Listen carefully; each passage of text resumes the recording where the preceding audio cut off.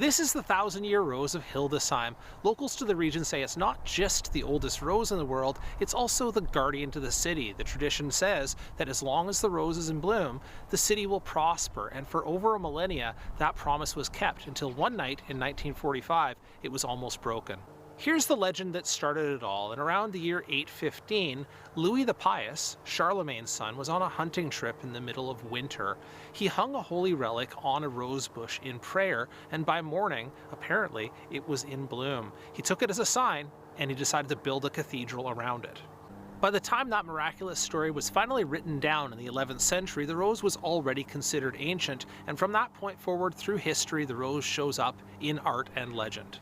Then came March of 1945. Allied bombers leveled the medieval center of Hildesheim. The cathedral was destroyed, the rose burned above ground, and covered in tons of rubble. From all appearances, the rose was gone. It looked like the promise had finally failed, but the rose had a trick up its sleeve. It was Rosa canina, the dog rose.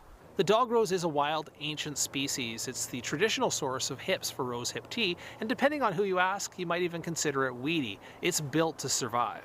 It turns out that same rubble that fell and crushed the rose protected its tough roots from the firestorm up above. 8 weeks later, new shoots pushed up through the ash and stone. The city was in ruins, but the rose had returned, a symbol of hope and renewal, and once again, they built a cathedral around it.